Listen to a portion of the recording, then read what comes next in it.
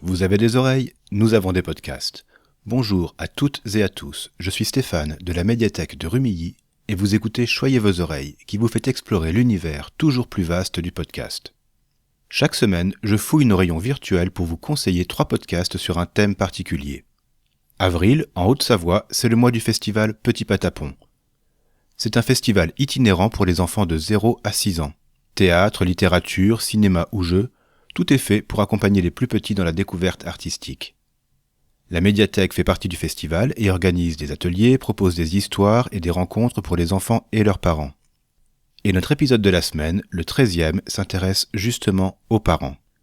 Nous avons trouvé 3 podcasts qui abordent les questions de la parentalité et de l'éducation. Le premier s'adressera aux parents d'enfants petits et grands, le second parlera plus spécifiquement de la petite enfance, et le dernier se concentrera, lui, sur la littérature jeunesse. Être parent, ça s'apprend. Lorsque l'enfant paraît, le cercle de famille applaudit à grands cris. Mais avec lui, et déjà depuis l'annonce de la grossesse, les questions s'amoncellent pour les parents. Dans Parentalité, avec un S final entre parenthèses, Mathilde Bouichou les aide à surmonter ces difficultés. Elle est psychologue clinicienne spécialisée en périnatalité. Elle maîtrise donc son sujet, c'est le moins qu'on puisse dire. Chaque épisode se présente comme une séance de consultation. Un parent arrive avec une question ou une situation problématique et l'expose au micro. Mathilde Bouichou reformule et interroge pour mieux cerner l'ampleur du problème. Ensuite, elle fait intervenir un ou une spécialiste de ce sujet. La discussion se poursuit à 3 pour essayer de trouver des pistes d'amélioration. Les problèmes sont réels et parleront à beaucoup de parents. En ce qui me concerne, celui sur le Terrible 2 m'a rappelé beaucoup de souvenirs. Mais l'idée n'est pas de repartir avec une solution clé en main garantie à 100%. Non. Ce qui se dessine, c'est une réflexion que les parents devront creuser en l'accompagnant de lectures et éventuellement avec une aide professionnelle. On termine chaque épisode avec le sentiment d'avoir appris quelque chose, avec la reconnaissance de nos propres doutes et avec l'assurance que ces difficultés sont courantes, même si chaque famille diffère dans sa dynamique. Et Parentalité n'évoque pas que la petite enfance, puisque plusieurs épisodes sont consacrés à l'adolescence, et d'autres spécifiquement aux parents, comme ceux qui évoquent le burn-out parental ou l'articulation carrière et maternité. Vous trouverez certainement des réponses à vos questions dans les plus de 60 épisodes déjà diffusés. On va maintenant parler de petite enfance. Dans Facile à dire, Vier met à profit son expérience de professionnel de la dite petite enfance pour guider les parents tout neufs dans la découverte de leur progéniture. Constatant que, contrairement à n'importe quel meuble suédois ou autre, les bébés sont rarement livrés avec un mode d'emploi, il vient directement dans nos oreilles nous expliquer tout ça. Et il y en a à dire. Entre l'alimentation et le sommeil, la motricité libre et l'éducation non violente, il transmet ses conseils au fil d'une 30aine d'épisodes pleins d'humour et rythmés par des extraits sonores bien choisis. Il arrive à nous expliquer la théorie derrière les comportements des enfants et des nôtres, sans jamais pontifier, sans jamais faire preuve de condescendance. Et surtout, il dédramatise. Il sait qu'un parent parfait, ça n'existe pas, qu'on fait toutes et tous de notre mieux, et que les attentes sur nos capacités éducatives sont toujours plus pressantes. Avec ça en tête, je suis certain que le flux de Facile à dire se révélera une mine de ressources pour vous.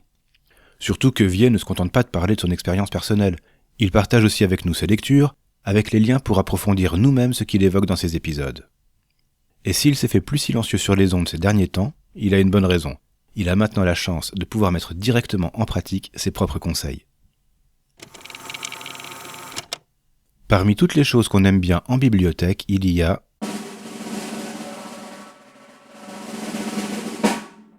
les livres. Et quand l'éditeur jeunesse L'École des loisirs a sorti Grand, son podcast, ça a vraiment piqué notre curiosité. De septembre à décembre 2021, Brune Bottero a produit une première saison de 6 épisodes. Chacun aborde un thème bien particulier, comme la peur ou la croyance. Brune Bottero reçoit donc des autoristes de l'École des loisirs ayant publié sur ces thèmes, ainsi que des professionnels de l'enfance.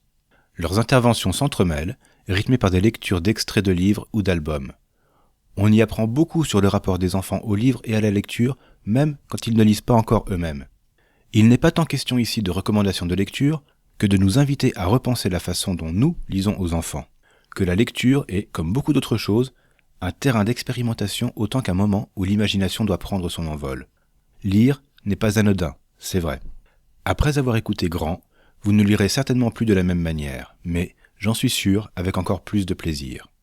Et, de Claude Ponty à Marie Aude Muraille, d'Anaïs Vaugelade à Kitty Krauser, C'est aussi un bonheur d'entendre les voix de celles et ceux qui ont écrit les livres qu'on a lus et relus à nos enfants, et qu'on a peut-être lus nous-mêmes à leur âge. Voilà, ce sera tout pour aujourd'hui. Avant de conclure, rappelez-vous que les conseils que vous entendrez dans ces podcasts, tout comme ceux que vous trouverez dans vos lectures, ne sont pas à appliquer à la lettre. Chaque enfant est unique, chaque parent aussi. Trouvez ceux qui vous correspondent et adaptez-les à votre situation. Et moi, je vous donne rendez-vous dans 2 semaines pour vous conseiller des podcasts à écouter avec vos enfants. Pour ne pas le manquer, abonnez-vous dès maintenant de votre application de podcast préférée. Vous pouvez nous écouter sur PodCloud, nous retrouver sur le site de la médiathèque et discuter avec nous sur Twitter. Vous trouverez les liens et les références des podcasts évoqués dans les notes de l'épisode. Choyez vos oreilles est un podcast de la médiathèque du Quai des Arts à Rumilly, proposé et réalisé par Stéphane de l'Espace Images et Son.